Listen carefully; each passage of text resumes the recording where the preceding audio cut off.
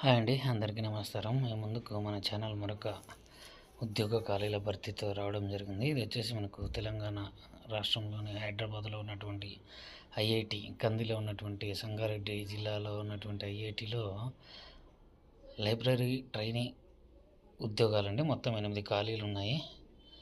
So మనకు upper age limit వచ్చేసి 25 సంవత్సరాల వరకు ఉందన్నమాట. స్టైఫండ్ పర్ మంత్ వచ్చేసి 30,000 ఉంటుంది. అప్లికేషన్స్ ఈ రోజు నుంచి స్టార్ట్ కావడం జరిగింది. మనకు చివరి తేదీ అప్లై చేసుకోవడానికి 18/6/2025 అనమాట. సెలక్షన్ వచ్చేసి written test and personal interaction ఉంటుంది. షార్ట్ లిస్ట్ క్యాండిడేట్ని అయితే మెయిల్ ద్వారా తెలియజేస్తారనమాట. ముందుగా మన వీడియో అన్నీ కూడా ఉద్యోగము మరియు చదువుకు సంబంధించినటువంటి లేటెస్ట్ అప్డేట్స్ మరియు అదేవిధంగా ఖచ్చితమైన సమాచారంతో కూడినటువంటి వీడియోలు మాత్రమే మనం అందిస్తున్నాము. మీకు కనుక వీడియో నచ్చితే లైక్ చేయండి, షేర్ చేయండి, కామెంట్ చేయండి.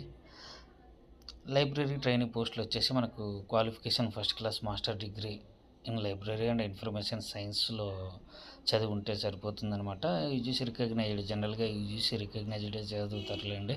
ఒకప్పుడు కుప్పలు తప్పలు ఉండేటివి రికగ్నైజ్డ్ లేని కాలేజీలు, ఇప్పుడు అటువంటి ఇబ్బంది కాస్త తగ్గినట్టే ఉంది. సో ఆన్లైన్ ద్వారా అప్లై చేసుకోవాలన్నమాట. మనకి వెబ్సైట్ ఓపెన్ చేసిన తర్వాత ఇక్కడ లింక్ అయితే వస్తుంది.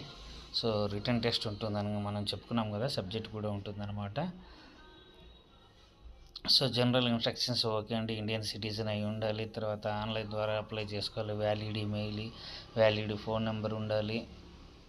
తర్వాత ఇవే ఉన్నాయండి. అంతకుమించి పెద్దగా ఈ ఇన్స్ట్రక్షన్స్లో ఏం లేవు. నైట్ షిఫ్ట్స్ కూడా ఉంటాయండి. అంటే మార్నింగ్ 3 షిఫ్ట్స్లో ఉంటుంది పోస్టులు. సో షిఫ్ట్ వైజ్ పని చేయాల్సి ఉంటుంది. తర్వాత వీళ్ళు ఎటువంటి మెడికల్ ఇన్సూరెన్స్ ప్రొవైడ్ చేయడం అనేది చెప్తున్నారు. అదేవిధంగా ఎవరైతే పర్సనల్ రిటర్న్ ఎగ్జామ్ మరియు ఇంటర్వ్యూకి అటెండ్ అవుతారో వాళ్ళకి టీఏడిఏ అది మామూలు అండి, తెలిసిందే.